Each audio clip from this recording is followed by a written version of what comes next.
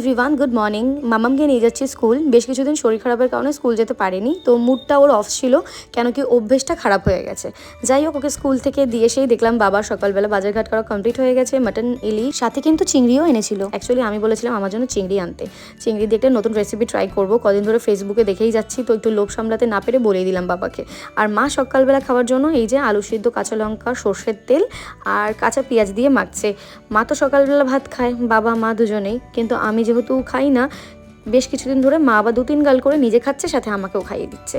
এদিকে মেয়ে যেহেতু স্কুল থেকে চলে এসছে ও দাদুর সাথে, আমি ওকে এখন খাওয়াবো। তার জন্য বানিয়ে ফেললাম একটা ডিম পোচ। মেয়ে আমার এই পোচ দিয়ে, বাটার দিয়ে, একটু আলু সিদ্ধ দিয়ে ভাত খেতে খুব পছন্দ করে, সেই জন্য এখন আমি ওকে একদম সিম্পল এইভাবেই খাওয়াবো। আর ডালটা পরে একটু স্যুপের মতো করে বাটিতে করে খাইয়ে দেবো বা গ্লাসে করে। তো যাই হোক, এই যে মা আমাকে খাওয়াচ্ছে, আমিও লোভে পড়ে খেয়ে নিচ্ছি 2-3 গাল করে। আমাদের বাঙালিদের এই একটা প্রবলেম, 3-4 বার করে ভাত খাও না কেন, তাও যেন ভাতের মানে রুচিটা যায় না। যাই হোক, মা আমাকে 3-4 গাল খাওয়ালো। আর আমার মাম্মামকেও খাওয়ানো হয়ে গেছে, ওকে ওদিকে পড়াতে এসছে, আর মা এদিকে চাটনি বানাচ্ছিল আর চটকে চটকে মাংসটাকে ম্যারিনেট করে নিল। আর আজকে আমাদের বাড়িতে ভাইও আসছে, সেই জন্যই এত আয়োজন, সুন্দর করে রান্নাবান্না হবে। অ্যাকচুয়ালি ওর পড়াশোনার জন্য চলে যাচ্ছে 2 দিন পরেই, সেই কারণেই আর কি ওর আমাদের বাড়িতে ইনভাইট ওরকম করে কোনো ব্যাপার না। অ্যাকচুয়ালি ও সেরকম আসে না, তো মানে ওকে বলি ভাই আয় আমাদের কাছে এসে থাক 2-3 দিন, বাড়ির সামনেই, তবুও আসবে না, মানে হয় না শাই টাইপের। আর ও একদম ক্যামেরা ফ্রেন্ডলি নয়, তাই জন্য ওকে দেখাতে গিয়ে ও হাতটা সামনে করে দিল।